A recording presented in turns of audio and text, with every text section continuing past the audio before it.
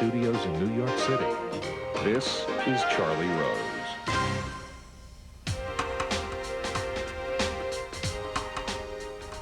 This year marks the 10th year anniversary of the Shawshank Redemption, a film that was nominated for 7 Academy Awards. Since that time, the film has seeped into our culture and our hearts. It is one of the most memorable stories in home video history. It found its audience through television, video, and Laserdisc. Within 5 years, the movie became a phenomenon.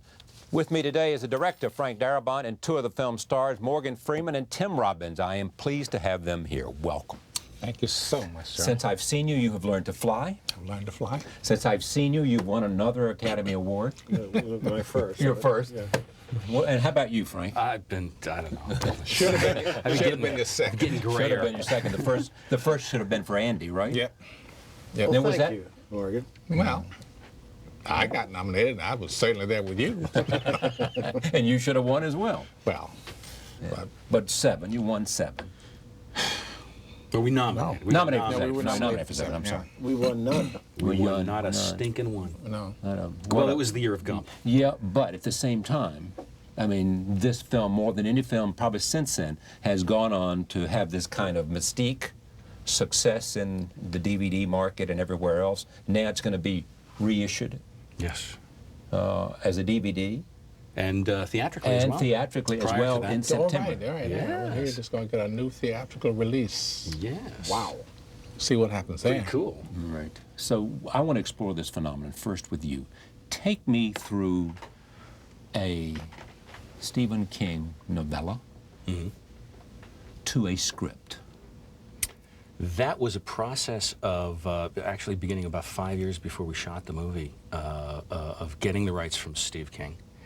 I had done a short film based on one of his short stories, so he knew me and knew of my work, so I asked him for the rights to this. I think he was intrigued because it seemed so unlikely a movie that he actually said yes. It took about 5 years to get around to it, but then I sat down and wrote the script, 8 weeks flat, took it straight to Castle Rock. They read it, took it to them because of Rob Reiner, really, and because of Stand By Me, which was also a Stephen King story, and a very delicate material. I figured if anybody got Shawshank, it would have to be them.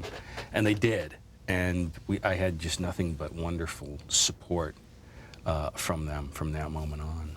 So this was a movie easy to sell once you had a script. Yes, with Castle Rock out there, absolutely. And thank God for them, really, because it might have been easy to sell to another studio, but then who knows exactly through the development process, what might have wound up on screen. Castle Rock left it alone and let it happen, which is rare. How is the movie, in terms of script, different from the story that Stephen King? For example, Red is an Irish, what else? He's a white Irish guy. White Irish guy. Hey, wait a minute. Wait a minute. He didn't say he was white Irish. It could have been black Irish. Could have been black. Absolutely. Some parts were enhanced. Yes. You killed off some characters that weren't killed off by. Yes, indeed. The Gil Bellows character, the young Tommy character, was not, gotten rid of quite so dramatically as in the film. But these are the screws that you tighten, really, when you adapt a script. The James Whitmore character didn't actually exist in the Steve King story. It became a big thing. It became actually the narrative, the thematic spine, I think, to the narrative was the James Whitmore character, really to be illustrative of the theme and what these guys, the equation these guys were balancing. The Andy character. Yeah.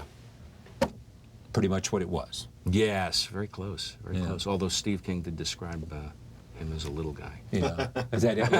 No 6'5" here. No, no. Little guy, white guy. I totally, went opposite. Now, the idea to have the narration from Red. Yeah. Was that there? That was very much a function of the voice that Steve King used to tell the story. It was a first-person narrative. In a sense, the story was narrated by Red. And that voice was so strong and so present in his story that I really couldn't imagine the movie without it. So when I adapted the script, I followed that as my path. And then, luckily, we had this man's voice. Exactly. We'll get to that later. More about that later. So casting. So you know your script, you know your narration. You know what you want to do with this film. Yeah. You go to him and Yeah. you send him a script. Yeah. He's your first guest. Yeah. You saw the script. Mm-hmm. Liked it. Loved it. They just sent me the script, and so They didn't say the job is yours. They said read this. yeah, read this, and I read it. My agent had sent it to me, and I said, "Oh, this is fabulous." And I said, "Okay, who they want me to play?" He said, "Red." I said, "You're kidding?" I said, "No, that's the part." And why did you say never knew that. you're kidding? That's the whole shebang. That's the movie. Yeah. I mean, that. So why is that Morgan Freeman? drives the whole thing. It sets the tone for it. It's his integrity establishes- that is the core of this movie. Well, it's yeah. Yeah, Frank, am I right or not? Absolutely, yeah. So why were you surprised they wanted you to play that character, or were I'm you? always surprised when they give me a good role. I'm always surprised. Even It's just- today, huh? Even today, yeah. You know, it's just. And when you see one, you just say, yeah, you just hug it and you say, just- yeah, I'll do it. Yes. And so you get the script. Yes. And is this as good a script as you've seen? I mean, is this a script that comes along once every generation or once every decade I or would once say every that's something? probably the best script I've ever read. I take credit. For what? Bringing him in. You were his idea? He was your idea? Was it? What? Yeah. I'd heard this before. I didn't know that. They said. You didn't know that until right now? You might have told me. Or you might have forgotten it. Well, 'Cause he said stuff like that. He's taught me everything I know about acting too. So I never know when to take him seriously. But No, but they did. You know, we caucused and and they said, well, so who do you want to play Andy? And they gave me a list of names. I said, that one. Excellent. I said, You did? yeah. In other words, he was on the list of names. You said, this is the guy. And why did you think Robbins was right for Andy? Because he's right for just about Everything. anything. Yeah, he's Right. really I and mean, Mystic Rivers is very far from Andy as you can get, I guess. yeah, and you know they were just actors who you want to do certain things with, and he's the guy. Now, is this the way you operate? You show your lead here, a list of people that might be associated with him, whatever the largeness or the smallness of the role is, and say, tell me how you feel about this? I solicit ideas from everybody around me, and certainly asking the actors who are already committed who else they might have in mind is never These a are bad people idea. we're thinking about. That's what they said. These are people we're thinking about. Absolutely. Which one of these would you But feel comfortable the same with? would have been true had Tim been cast first. First. I'm You would have sure said we would who? have gone through the same process, not just as a courtesy, but No, hey, it's what do you part of think? it. Now, Who's- suppose Morgan's where do name you hadn't think been on the list. Would you have chosen him? oh, absolutely. He better not say anything now. Yeah. What did I tell you when I first met you? No. Yeah. Well- Electric company, baby. And how many years have you been hearing that? But it was really seriously just the script. There's no. You probably wouldn't have had any problem with other studios because the script is just it's a blueprint for great script writing. It's Yeah. really if you're studying script writing, it's the one. Okay, to but read. tell me what that means. I mean, it means the characters and what they say. It all And rolls off the page. The descriptions are great. The visual, your idea that you get of what it is visually, you get the tone in the writing, you get the character development. There's all the right things are left out, which is a hard thing to do. Mm-hmm. You know, the subtext that some writers have a tendency to want to put in there, just lays back on it. You know, each of these characters has secrets and that you want to know about, and you don't know what the real thing is. You don't know if this guy's guilty or not. You don't know what my secret is for the whole thing. So there's all these little things in it that added up to just a tremendous script. And it moves. It just moves. You know, covers what 20 years, 20 years, yeah. and you can tell that amount of time is going. That it's not like, oh well, just a minute ago there was so and so. You know, I mean it has the arc is clear. Does this also mean that an actor can really do his, not only you're given the page, but then you can do what you bring best, which is surprise, creativity to the part? Yeah, I think when you read a script like this, each page is painting you. Yeah. You know, is filling you in. All of the dots are being connected for you. And it's what makes acting a joy when you get to do it. You get a script that says, it's all already there. We don't have to go and sit and say, okay, how are we going to get this across? Because it's done. It's Tell me done. about your You know that intuitively. You know? Tell you what? Tell me about your character. Red? Yeah. He's, I thought he sort of Red as a guy who just took life as it came. He made one serious error. He married the wrong woman. Because whatever she did, she pushed him all the way to the brink of himself. And he stepped over the line, saw it. They sentenced him to life in prison, and he said, that's, okay, that's it, that's what it is. I'll deal with it. I'll deal with it.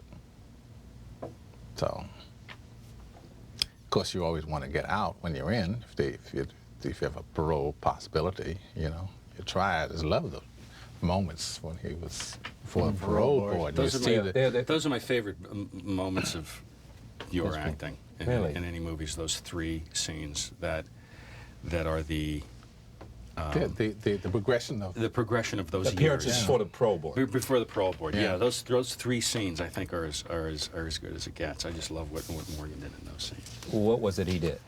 He described the trajectory of this character, of this man's life, so beautifully, and in doing so also described the trajectory of the movie's theme so beautifully. To get to that, especially that last scene where he comes to this complete and utter acceptance, just completely owning who he is, what he has done, and what this whole experience has been, inspired by the example of this man's character, and just all the BS is gone, and it's this so man's character leads him to the final parole hearing. Yeah. And he can do what he did and say what he said. Yes, exactly. What's the theme of this movie? You said this reflects the theme. That's...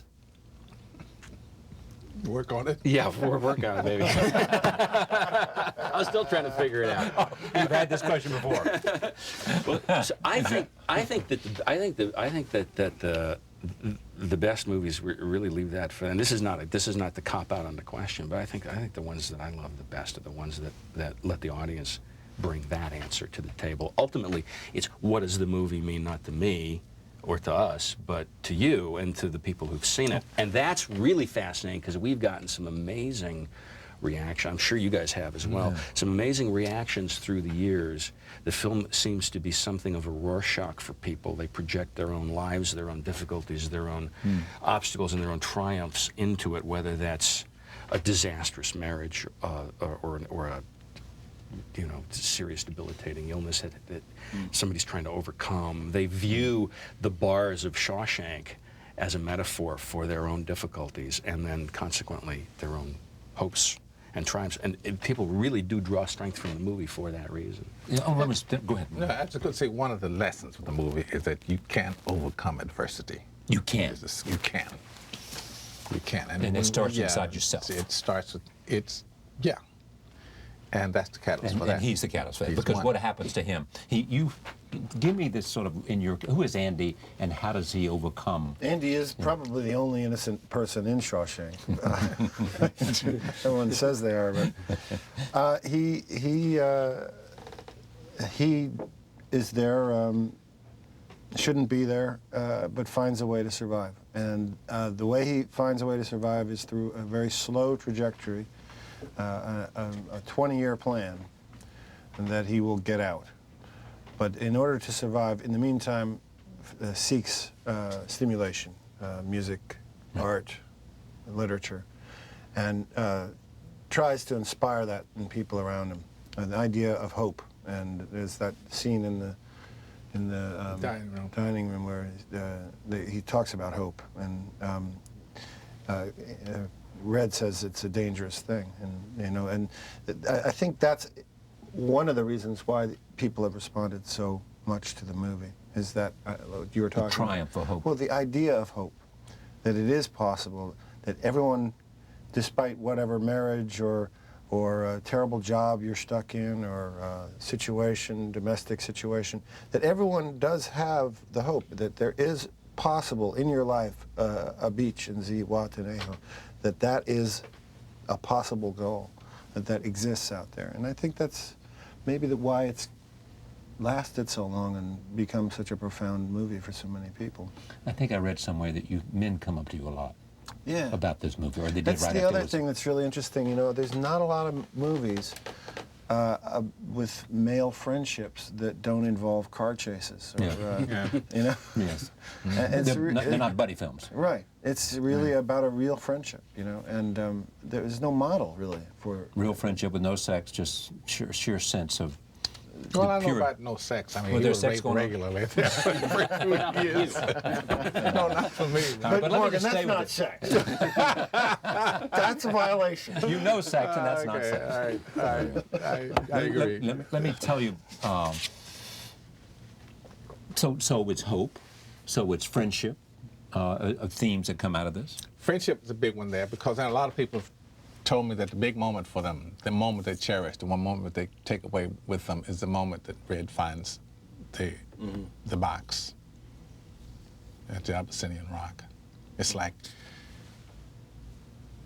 everything sort of closes in and gets tight at that moment. That how many ever years ago that Andy told Red that when Red got out and decided to follow that, it was there. That was very, very important to people. Yeah. Very important. Let me go to my first scene. This is Red at his parole hearing. I know this is the last one. This is the last one, and listen to what he says. What did he, we're now talking about the movie, what did he, Andy, teach you, Red, that you said, and that, what was that? There is hope. There is hope. There is hope. He's out. Because he's out in his mind. He's out, period. He's out. Outside, gone. Yeah. That was a feat. That was... You were there. That was something. 20 years of tunneling. Just one man with a little ice axe, chipping away at solid rock. That's... To make up your mind to do it, you can do it. How do I know? My friend did it. Your friend did it. I love the effect that has on him in this scene, though. There's a man who's got no more lying left in him. He's got no more masks. That's what I'm saying. I thought that was part of it. And he is so totally... There's a guy who's to some degree already free, because he's been completely liberated, to the point where he can look these guys in the eye and tell them exactly what he thinks. It was just noticing that, and that's such a beautiful performance there. But did you notice how slow that dolly was? Mm-hmm. That creep in? Yeah. It was just, he started around here, and by the time you had finished, it was here, and it had been about 2 minutes. I don't know. It's very, very difficult. I was thinking that's a very difficult movement. When I was watching that, I thought you were just holding it. I was saying, boy, Frank is just holding that shot. He's going to be there for the entire point. Yeah, but I love when that happens, because when you get to see a performance like that without cuts, where you see the development of the line, where you see it's not manipulated with someone else's emotions, just allow the actor to keep going forward. I love that. It's thrilling for me, those scenes. Scene like between the two of you in the shadow of the, in the shadow of the prison wall, when you guys are talking about Mexico, when you're talking about your dream. Why does he leave then? And was we got word that Brooks had killed himself. Right. He got word that he killed himself outside because he'd been free. Right. And in fact, he was an institutional man. Don't want to hear this kind of stuff. And it's true, you know, you're in here for life, you're in here for life. Hoping you'll get out is a waste of time. Total waste of time. Bring your mind here, deal. Or you'll go crazy. Oh, you're going to go insane, you know. Your character has courage. He doesn't seem like a courageous guy when you meet him. He seems like a guy, you don't know who he is. You know he's been victimized by this events that lead him here. Mm-hmm. But he, I mean, up on the roof, an extraordinary scene on the roof, where you could have been pushed over and nobody would have known different. But you live by your wits and by your courage as a character. I think the wits, yes. I'm not so sure about the courage. I think in those moments, like he does that, and there's a couple, there's the moment where he locks himself in the warden's office and plays music and knows he's going to get punished. I think he just needs to feel alive. I think it's that thing that happens in institutionalization where your senses get deadened and you just need to burst out of it and feel alive, to get a beer on the roof. Yeah. Or the goals are simple, you know, to get some beers from my buddies and to hear some Mozart. That's after the fact. I think initially this was a desperation not to get thrown off the roof. I tell you what I can do for you. I can do something for you. Right. Well, yeah, I think he knew he was going to propose that. I didn't think he didn't think he'd be on the ledge so soon. Oh. But I think he knew that he had formulating a plan. a way to yeah, he was gonna propose this plan in order to just, well, it's a very simple goal, but just to feel alive, just to shake it up a little bit. I don't know if that's courage or just, maybe it's just out and out recklessness. It is defiance. And defiance, some would say, is freedom. Yes. How much directing is here? I mean, to listen to them, they are so caught up in we're all caught up in the characters, you know, because it touches our lives and makes us think about things, emotional things that hit the heart, having to do with being alive, having to do with hope, having to do with defiance, having to do with love, friendship, you know. Well, there are all those issues certainly that you carry in your. You've both directed, Right. so you back Yeah, me I up heard on him this. directing when he's talking about the, clearly that was a man that thinks about directing. You're always trying to maintain those conceptual thoughts, aren't you? Yeah, those emotional issues, those thematic issues in your head. But at the same time, you've undertaken this huge technical challenge as well, and you're trying to just stay alive, you know, day by make your days, you know. And so you're balancing that big technical challenge, really, which any film is, with those finer, more ephemeral things, and it gets a little schizo sometimes, I find. Two things. Number one, this film was not received universally as a big money winner, a big, huge critical success. More critical success than financial success in the beginning. We got extremely well reviewed, except in a few key areas. So the perception was we hadn't gotten well reviewed at all, you know, because the 5 reviews that people read across the country are the ones that kicked our butts. From big papers? Yeah. You know, like the LA Times and the New York Times. New York Times. Yeah, for some reason we just. Thus has it ever been. Chicago Sun-Time. Roger Ebert? Yeah. Didn't like it. He did. He did like it. That's what I thought. Yeah. And then wrote a review, like when Green Mile came out, wrote a new review for Shawshank, which was Green Mile is even another better, film that Frank did. Yeah. But that you know, that's the way it's always been for my movies. Green Mile, Majestic, same thing. You know, Did well in DVD sales. The Sacramento Bee loves the movie, and so many other folks who saw the movie love the movies. But those like key Kenneth Turan in the LA Times hates me, and you just can never get a good review in those very visible places. But that's not the point. The reviews really aren't the point. But is this the point? What counts is what the public thinks, and there we've had enormous. But did you have it in the beginning?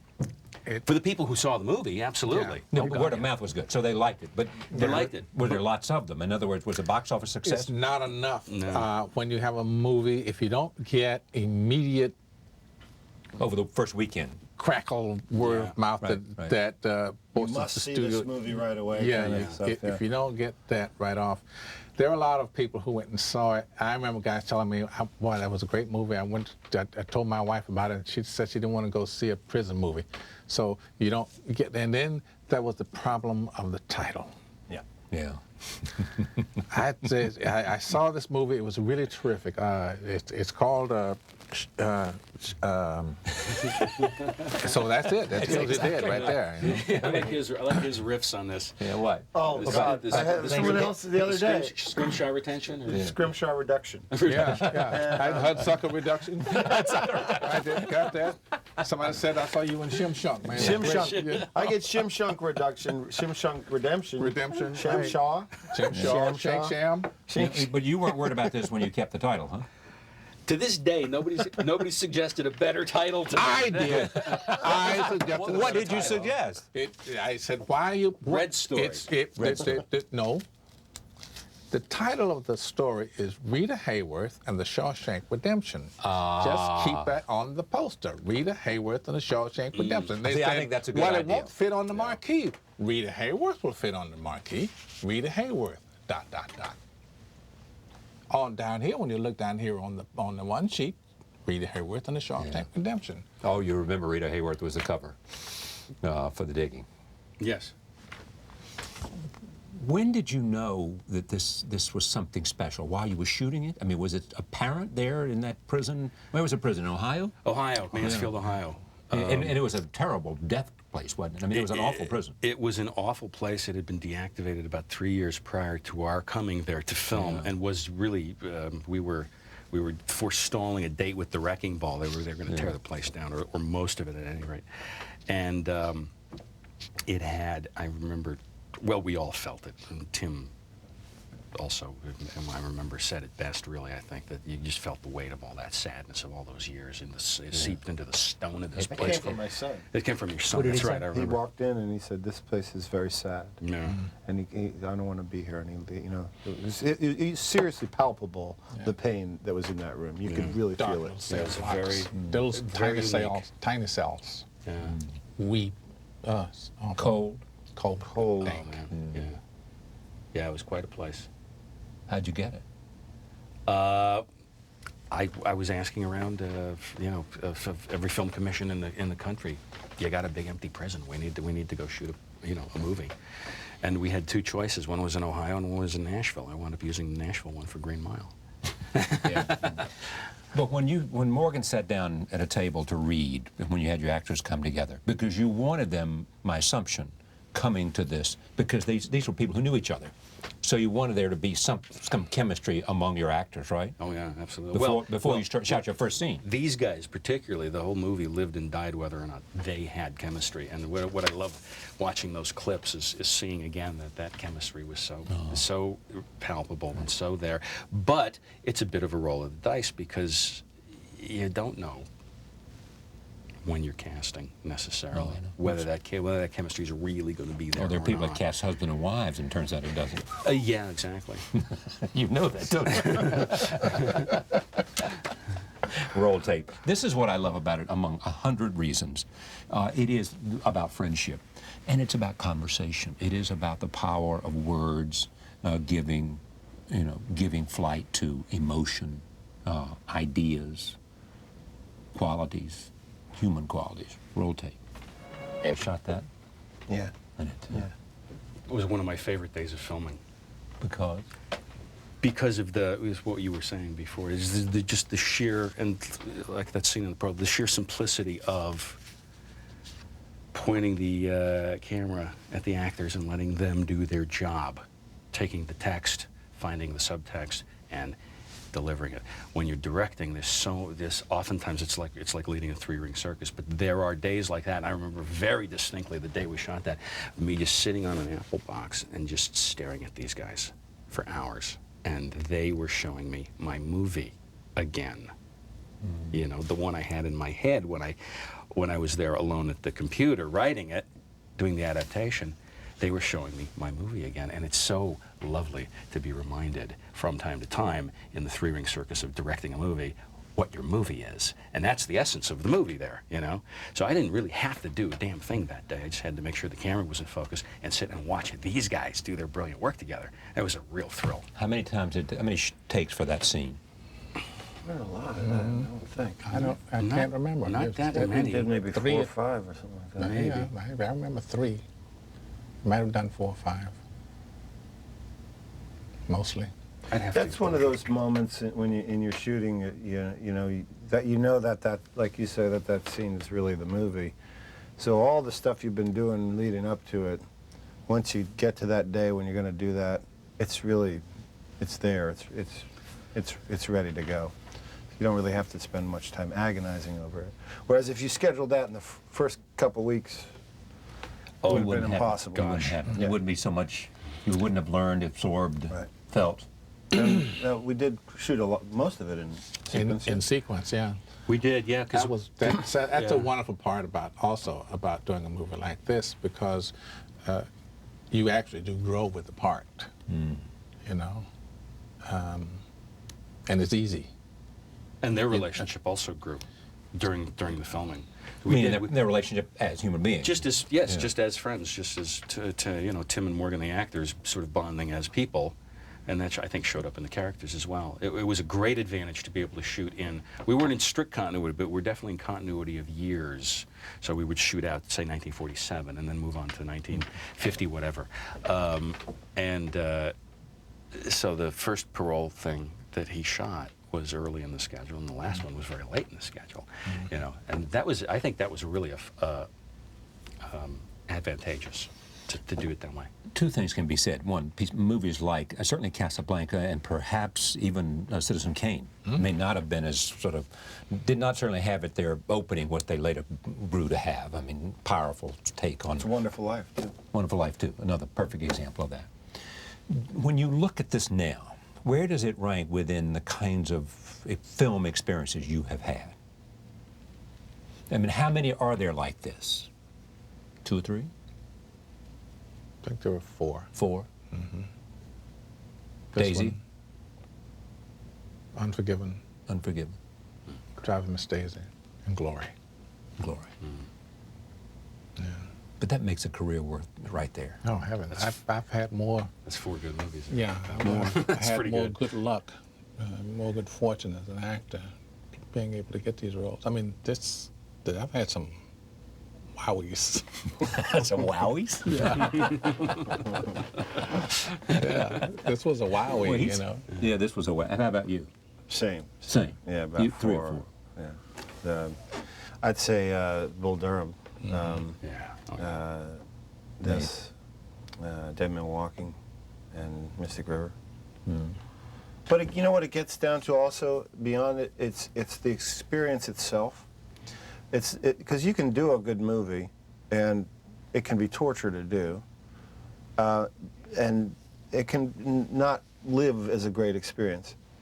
But all the movies I just mentioned, they're all with people that I really loved, and you know that's part of the whole trip of it, is that if you can find yourself in a situation with someone for 3 months, where you get to be with really great people.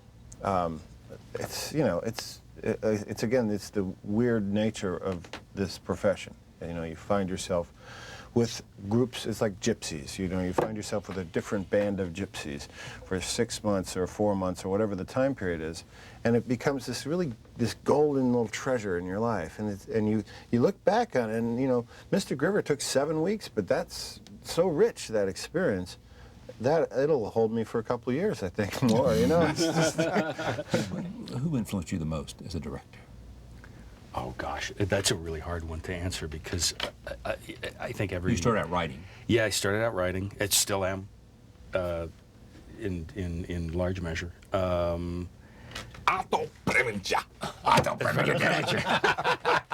You're only saying that because I've lost my hair. You don't know something I don't know. What I want to know is, after 10 years, why do I look like I've aged the most? That's what I want to know. You don't.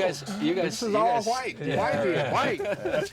I think every movie that touched my heart in some way, or stirred my intellect in some way, has been an influence. I mean, whether it's Citizen Kane or whether it's a Kubrick film, 2001. I certainly, as you know, was deeply affected by Frank Capra's films. Right.